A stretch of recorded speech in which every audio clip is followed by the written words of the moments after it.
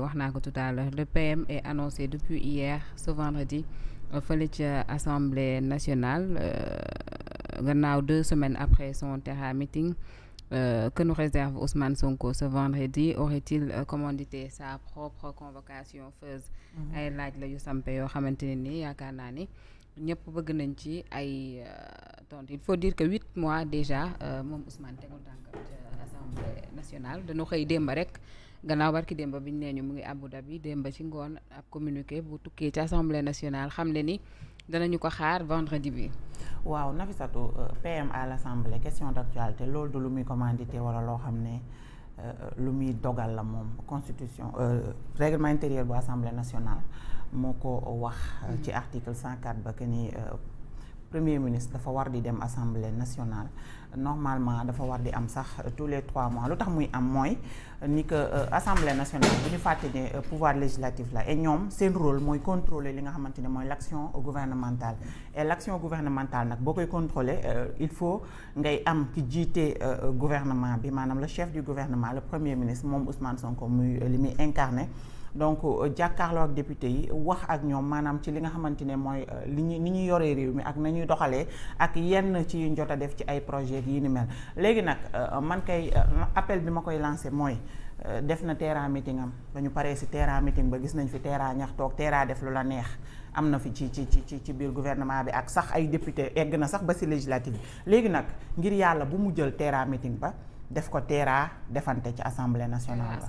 loolu rek laa koy ñaan Terra defante gi ci assemblée daal laay bañ na dem assemblée nationale mu jàkkaarloog député yi ñu bàyyi lépp loo xam ne mbirum problème la ci coalition ak mbirum jafe-jafe politique ci réew mi ak yi nga xamante ne vraiment on en a vraiment pas besoin wax dëgg yàlla réew mi jamono ji soxlawul loolu xam nga lan la ñu soxla ñu wax ñu li ñu leen dénk fan lañ ci toll liggéey bi yan jéego la ñu yëkkati ak yan moo fi jot a am ñun loolu lañu soxla jamono ji yaa ko wax léegi ça fait 8 mois tegul tànkam assemblée nationale et je peux dire que kon durant tous ces 8 mois l'assemblée n'a pas eu à contrôler exactement li nga xam ne moom mooy l'action gouvernementale bu demee assemblée na wax ci li nga xamante ne mooy par exemple plan redressement économique bi nga xamante ne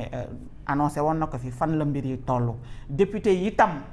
bu ñu leen di laaj ngir yàlla defante geeg Sonko laa faral ak Jomaay laa faral. mën na ñàkk vraiment nag mën na ñàkk quoi mën nañu ko c'est vrai assemblée moom kenn mënu faa coppati politique ndax politique a leen fa teg. ça on le sait mais ngir yàlla ay député yuy tàccul premier ministre di faralaateeg di ut ku ñu àndal ak ku ñu àndalut on en a assez sincèrement. loolu moom nañ ñu ko téyel on n'a pas besoin de ça li ñu soxla mooy ñu wax ci gouvernement bi ni muy doxee. liggéey bi li ñu leen sant fan lañ ci toll loolu lañ soxla vendredi. et j'espère que loolu la ñuy gis aussi vraiment Terra defante gi moom doy na sëkk problème yi am seen diggante nañ ko régler en douceur suñu yoon nekk ci on n'est pas en période électorale en plus nañ ñu dimbale ngir yàlla ñu wax ci actualité réew mi. mais loolu la ñu annoncé ci communiqué bi nee nañ ils vont parler des questions d'actualité certainement. waaw mais bu ñu fàtte ne PM jaar na fi assemblée nationale ay defante lañ fa gis ay tontu ay député ay dàggasante PM am na ku mu dàggasanteel de te dinañ ci ñëw léegi PM na dàggasanteel Madiambal Diagne buñ ci ñëwee dinaa wax li tax ma wax loolu. Cheikh Tidiane il est annoncé ce vendredi et puis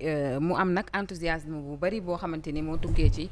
boobu lay communiqué boo seetloo sur les réseaux sociaux ak ci yeneen médias yi ndax ñu bari daal jàpp nañ ni heure jublu ci li ñu annoncé ci communiqué bi bokk na ci les questions de l'heure dafa jot. lan mooy question de l'heure yooyu laay laajte Pastef waroon nañu énumérer li war a tax Ousmane Sonko dem assemblée nationale. parce que booy dem assemblée nationale ci premier ministre surtout nga demoon fa ba pare mooy da ngay dem def le bilan des actes que tu as posés def une sorte de compte rendu à l'endroit de la représentation nationale mooy les parlementaires mais par ricochet tu t'adresses au peuple sénégalais sa askan. est-ce que fàttaliku ngeen bi Ousmane Sonko mujjee dem assemblée nationale lan la jëloon comme promesse comme engagement boo leen ko fàttale ko ba pare après wax ci engagement yooyu Ousmane Sonko jëloon ban acte la posé annoncé woon na y aura un plan de redressement effectivement plan de redressement boobu mu ñoom ñoo ngi ci maanaam ñoo ngi dem ci askan wi di jël ci ñoom xaalis bu dul jeex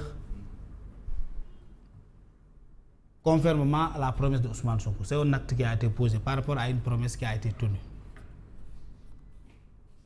y avait beaucoup d'engagement aussi pris par rapport ak dund bu cher bi. fexe ba sénégalais bi nga xam ne jàppoon nga ne ci li nga nekkoon ay jafe-jafe moo ci ne nguur gi Ousmane Sonko avait pris l'engagement de tout faire pour que askan wi en tout cas ñu taxawu leen seen niveau de vie gën a amélioré wu. Y avait beaucoup de promesses maintenant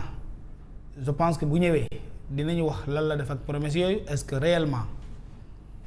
loi d'amnistie boobu nga xam ne ñun ñoo ngi xaar ba tey ñu dindi ko ban jéego la ci teg promesse réduction des comptes est-ce que depuis lors il y a eu un seul ministre qui a été condamné avec des preuves sur la table que réellement Farba Ngom luñ ko toppee li tax mu dem prison ndax moo ko def am déet parce que nag amatul lay yéen a am majorité ñoo ngi leen di tuumal ne vous avez une mainmise dans la justice Ousmane Sonko président Bassirou Diomaye Faye ci diggante bi wax na ko ne tu dois être un premier ministre hyper fort est-ce que cette influence de la force du premier ministre a permis réellement de poursuivre des gens qui ont détourné des deniers publics est-ce que am na kenn rek ku ñu ci jàpp avec des preuves sur la table ñu atte la teg ci table bi ne dëgg-dëgg kii il avait fait un détournement de deniers publics je pense que ce sera l'occasion pour Ousmane Sonko de nous expliquer pourquoi Mansour Faye qu'on avait arrêté injustement n'est finalement pas coupable des reproches qu'on lui a fait. lan moo tax ñu libérer Lat Diop ndax Ousmane Sonko yow yaa nekkoon ci ginnaaw pour ñu jàpp Lat Diop comme tu l'avais promis parce que tout simplement bàyyi nañu ko deful dara ki nga xam ne moo ñëwoon tuumal Lat Diop finalement il est toujours libre est-ce que yow sa justice boobu nga xam ne yaa annoncé woon actif sentif ndax dafay nekkoon pour ay nit yoo xam ne yow tu avais juré que tu régleras leur compte. Ou bien la justice par le biais du CENTIF et des autres tribunaux qui sont liés à cela ndax ñooñu dañ fi nekk rek waa opposition et puis bàyyi ñi nga xam ne ñoom ñoo fara parce que Mohamed Dieng. Il est toujours libre. C'était dans ça. Surtout le cas Mohamed Dieng. Mais Ngoné Saliou aussi cité woon nañu ko je pense bien elle est toujours libre mais attends il y a d'autres dossiers yoo xam ne ñoom ñoo ngi prison ba tey amul kenn koo xam ne teg nañ ci table wax askan ne. te Mohamed buy dem ci aéroport yi lay jaar. non mu ngi tukki di dem di ñëw ba pare nag di soutenir l'action gouvernementale parce que loolu nga xam ne moom la daan Ngoné Saliou def loolu c'est moom moo ko wax. c'est Ngoné moo ne président Bassirou Diomaye Faye mënul daj fépp. donc baax na ay nit ñu mel ni Mohamed Dieng ñëw jël seen alal di ko redistribuer ay sambaba yoo xam ne tout le monde sait que c'est des casseurs c'est des bandits c'est des voyous qui étaient là. ñoo yàqoon réew mi falu jël 5 milliards à côté de ces 5 milliards là ñu autoriser beneen nit autorisation la parce que quand nit koo xam ne cité nañ la ci rapport enquête kenn arrêté wu la kenn woowu la kenn dégluwu la ngay jël sa alal di ko distribuer ki nga koy jox bañu ko refusé wu ko comme Mimi Touré a refusé Ardo Gningue dañuy jàpp ne tu as été accepté que li ngay def nangu nañu ko donc loolu yëpp mu ngi fii beneen bi gis nga teel li Ousmane Sonko di defi nii on le convoque à l'Assemblée nationale pas pour parler des Sénégalais